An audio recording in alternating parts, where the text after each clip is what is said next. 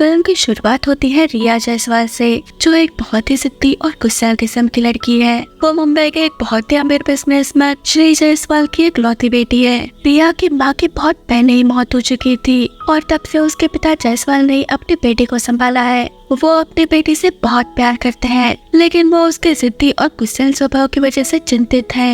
रिया अपनी इच्छाओं के आगे कुछ भी नहीं आने देती। वो हमेशा अपनी मर्जी चलाती है। गलतियाँ करने के बावजूद वो उनके लिए माफी मांगने के बजाय वो खुद को तब तक शारीरिक पीड़ा में डालती है जब तक कि उसके पिता उसकी इच्छाओं के आगे झुकने को मजबूर नहीं हो जाते। आगे हम जय भट्ट नाम के एक फैशन फोटोग्राफर को देखते हैं, जो मुंबई के एक फैशन मैगजीन फर्म में काम करता है। एक दिन रिया अपने पिता को बिना बताए गोवा छुट्टियां मनाने जाती है। उसी वक्त जय भी वहाँ पे अपने मैगजीन की खबर फोटो के लिए फोटो शूट करने गया था। जब रिया एक जगह एक्सरसाइज कर रही थी तो जय उसकी चुपके से फोटोज खींच लेता है। फिर वो रिया से मिलने जाता है और कहता है कि मेरा नाम जय है और मैं एक फोटोग्राफर हूँ। मैं यहाँ एक खूबसूरत बैकग्राउंड की तलाश में आया था और आप मुझे यहाँ मिल गई, तो क्या मैं आपका एक फोटो ले सकता हूँ? लेकिन रिया उसे मना कर देती है। फिर भी जय उसे बहुत रिक्वेस्ट करके मनाने की कोशिश करता है, पर रिया फिर भी नहीं मानती। तब जय उसे कहता है मैंने आपको पूछने से पहले ही आपकी 15 फोटोज ऑलरेडी ले ली है। ऐसा कह के वो वहाँ से भाग जाता है और रिया उसे गुस्से से देखने के बजाय और कुछ भी नहीं कर पाती। फिर जय अपने ऑफिस आता है। वो अपने ऑफिस की हर लड़की से मजाक मजाक में फ्लर्ट किया करता था। जय के बॉस का नाम है विस्पी। वो अपने बॉस को रिया की फोटो सिखाता है अपने मैगजीन की कवर फोटो के लिए। उसके बॉस को भी रिया की तस्वीर बहुत पसंद आती है। इधर रिया अपने पिता को फोन करती है, तब उसके पिता उसे बिना बताए गोवा जाने के लिए थोड़ा डांटते हैं, लेकिन ये सुन के गुस्से से रिया उनको फोन ही काट देती है। फिर जब वो घर आती है तो वो गुस्से में अकेले बारिश में भीगती बैठती है। जब रिया के पापा घर आके उसे ऐसा देखते हैं तो उसे डांटने के लिए माफी मांगते हैं। फिर रिया वहाँ से चली जाती है। रिया के पिता अपनी बेटी के इस स्वभाव से बहुत परेशान थे। वो रिया की आया को कहते हैं कि एक दिन बचपन में रिया ने टीवी एड में एक खिलौना देखा और जिद पर अड़ गई कि उसे यही खिलौना चाहिए। उस वक्त रिया की माँ भी जिंदा थी। उसने मुझे कहा कि खिलौना मंगवा दो, लेकिन वो खिलौना अमेरिकन कंपनी का था और यहाँ नहीं मिलता था। मैंने रिया को बहुत समझाने की कोशिश की, फिर भी वो नहीं मानी। जैसे तैसे मैंने वो खिलौना मंगवाया, जिसे यहाँ पहुँचने में 3 दिन लग गए, पर रिया ने 3 दिन तक खाना नहीं खाया।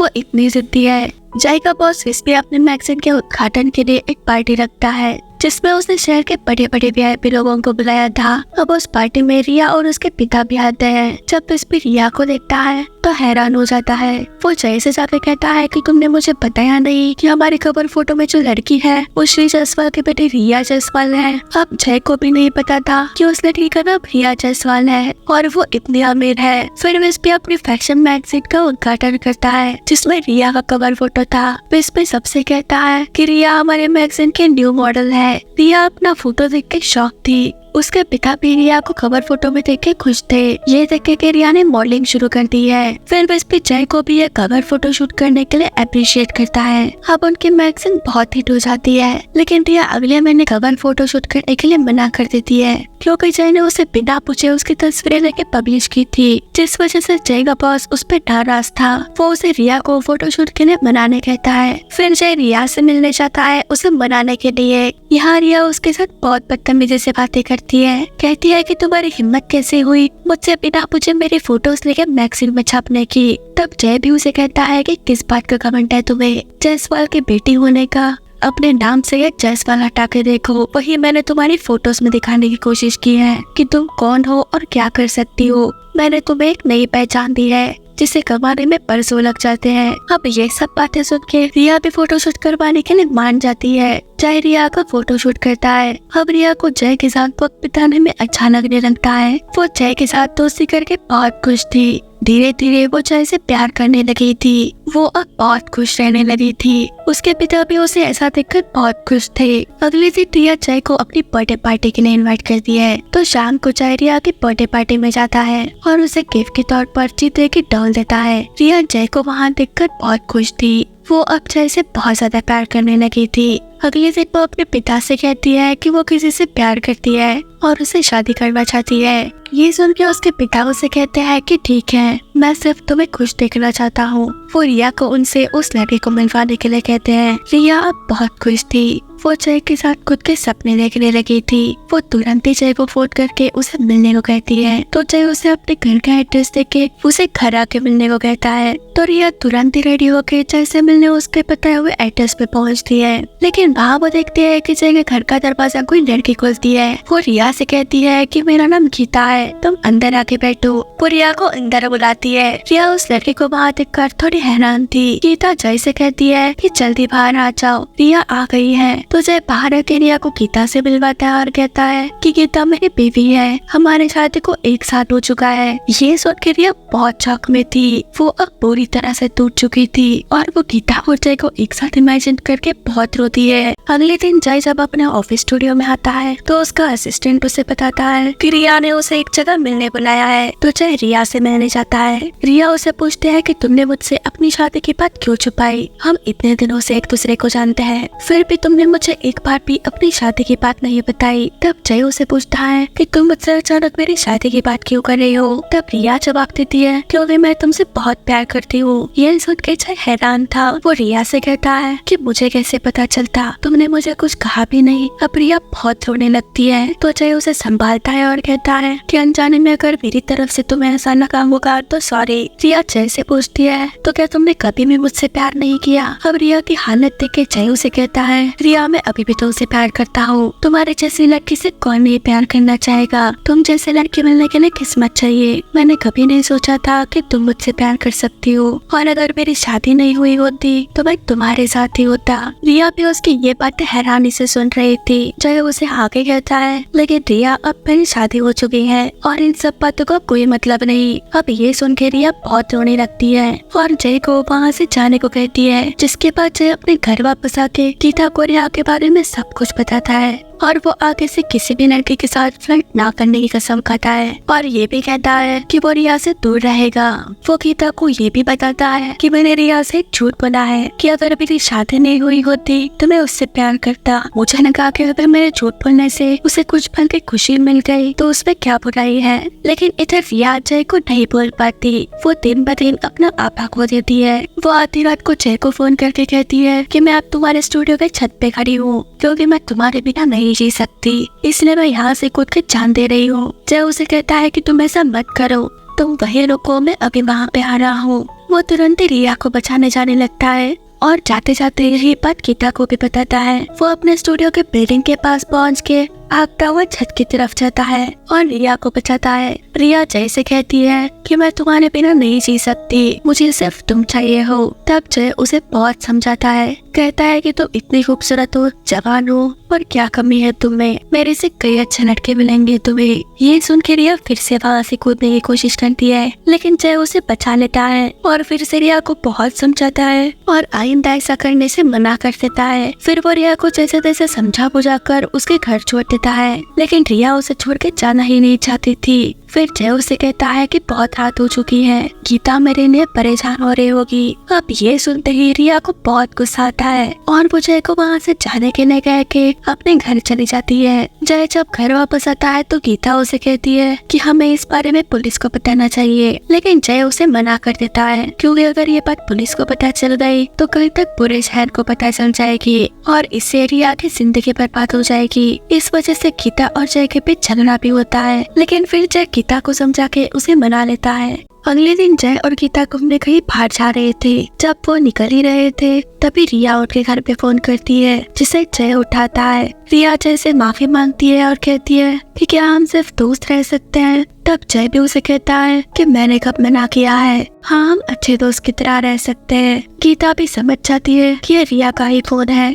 फिर जय रिया को कुछ देर में फोन करता हूँ कह के गीता के साथ बाहर चला जाता है। तभी रिया के पास उसके पिता आके पूछते हैं कि तुम मुझे उस लड़के से मिलवाने वाले थे ना जिसे तुम प्यार करती हो, लेकिन रिया उन्हें कहती है कि कोई नहीं है। ऐसा कह के वहाँ से चली जाती है। रात को जब जय और गीता दिन भर घूम के घर वापस आते हैं तो फिर से उनके घर पे रिया का फोन आता है। जय जब फोन उठाता है तो रिया उसे कहती है पिछले 5 घंटे से मैं तुम्हें 200 बार फोन कर चुकी हूँ, तुमने तो कहा था कि तुम थोड़ी देर में मुझे वापस फोन करने वाले हो। ऐसा कह के उसे बहुत सुनाने लगती है। अब उसे चुप कराने के लिए जय उसे आधी रात तक बात करता है और उसे बातें करते करते हॉल में ही सो जाता है। अगली सुबह गीता ये देख लेती है, तभी वहाँ पे फिर से रिया का फोन आता है। गीता उसे कहती है कि जय सो रहा है, तो रिया उसे कहती है कि जय को जगा दीजिए और उसे फोन दीजिए, लेकिन गीता उसे गुस्से से कहती है कि मैं उसे नहीं जगाऊंगी और दोबारा कभी उसे फोन ना करने के लिए कह के फोन रख देती है। जब उसकी आवाज़ सुन के जय उठता है तो पूछता है कि क्या हुआ। तब गीता उसे कहती है कि मैंने रिया को कह दिया है कि दोबारा कभी फोन मत करे, लेकिन ये सुन के जय उल्टा उसे ही डांटने लगता है कि ऐसे क्यों किया, कितनी मुश्किल से मानी थी वो, अब फिर से मनाना पड़ेगा उसे। तब गीता उसे कहती है कि क्या जरूरत है उसे मनाने की, आजकल उसी की चिंता पड़ी रहती है तुम्हें, अब बस बहुत हो गया, अब मुझे इस घर में उसका नाम, उसका फोन, उसकी बातें कुछ भी नहीं सुनना है। लेकिन फिर जय जैसे तैसे गीता को फिर से मना लेता है। तभी जय का बॉस विस्पी उसे फोन करके उसे रात को पार्टी के लिए इन्वाइट करता है। तो रात को जय और गीता पार्टी में जाते हैं। उस पार्टी में रिया भी अपने पिता के साथ आती है।